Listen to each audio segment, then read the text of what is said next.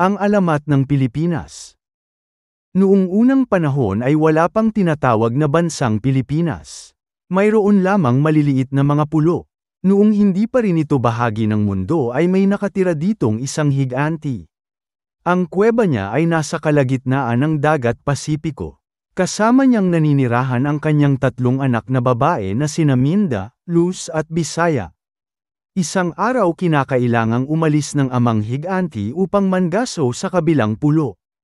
Kailangang maiwan ang 3 magkakapatid kaya pinagsabihan niya ang 3. Huwag kayong lumabas ng ating kuweba, ang bilin ng ama. Diyan lamang kayo sa loob dahil may mga panganib sa labas. Hintayin ninyo ako sa loob ng kuweba. Nang makaalis na ang amang higanti, naglinis ng kuweba ang magkakapatid. Inayos nila itong mabuti para masiyahan ang kanilang ama. Subalit hindi nila katulong sa paggawa si Minda. Hindi ito masunurin sa ama. Lumabas pala si Minda at namasyal sa may dagat. Hindi man lamang nagsabi sa mga kapatid. Tuwang-tuwa si Minda na naglalaro ng mga along nanggagaling sa dagat. Namasyal siya at hindi niya napansin na malayo na pala siya sa tabi ng dagat. Habang siya ay naglalakad, isang napakalaking alon na masasabing dambuhala ang lumamon kay Minda. Nagsisigaw siya habang tinatangay ng malaking alon sa gitna ng dagat. Tulungan ninyo ako, sigaw ni Minda. Narinig ni Luz at Bisaya ang sigaw ni Minda. Abot ang sigaw sa loob ng kuweba kaya tumigil sa paggawa ang dalawa. Si Minda humihingi ng tulong. Sabi ni Luz na nanlalaki ang mga mata sa pagkagulat. Oo nga, halika na, yaya ni Bisaya. Bakit kaya? Mabilis silang tumakbo sa may dagat. Tingin dito, tingin doon. Nakita nila sisinghap-singhap sa tubig ang kapatid. Hayon sa malayo, sigaw sabay turo ni Luz. Hindi marunong lumangoy si Minda sabi ni Bisaya at tumakbo na naman ang dalawa. Sabay iyak ni Luz. Mabilis nilang nilusong si Minda, malalim pala doon. Inabot nila ang kamay nila sa kapatid. Pati sila ay nadala ng dambuhalang alon. Kawag, sipa, taas ng kamay, iyak sigaw at walang tigil na kawag. Sa kasamaang palad ang 3 dalagang higanti ay hindi na nakaahon. Nang dumating ang amang higanti nagtataka siya bakit walang sumalubong sa kanya. Dati-rati ay nakasigaw na sa tuwa ang 3 niyang anak kung dumating siya. Wala ang 3 sa kuweba, ni isa ay wala roon. Saan kaya nagtungo ang 3 kong anak?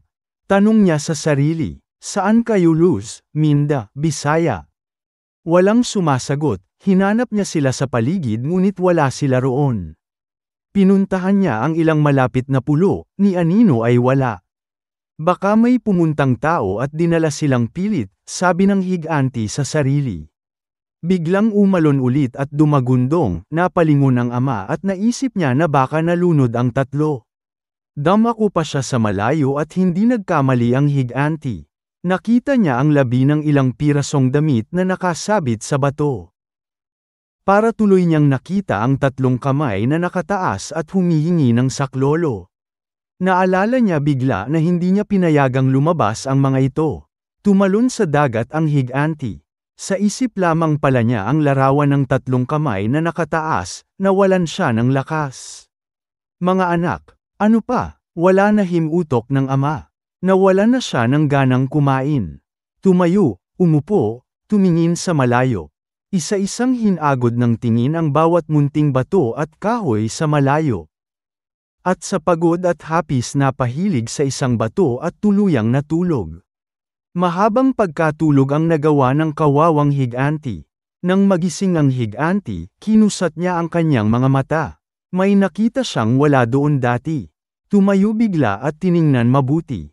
Ano ito? Saan galing ang 30 pulong ito? Sila kaya ang 3 ito? Tanong sa sarili, lalong lungkot ang naramdaman ng amang ulila. Ang 30 pulong ito, sina Luz, Minda at Bisaya ito. Ang sabi niyang malakas. At buhat noon tinawag na Luzon, Bisaya at Mindanao ang 30. Dito nagmula ang bansang Pilipinas. Nasa gawing timog ng Asya. Bahagi ito ng Pilipinas sa katimugang bahagi ng Asya.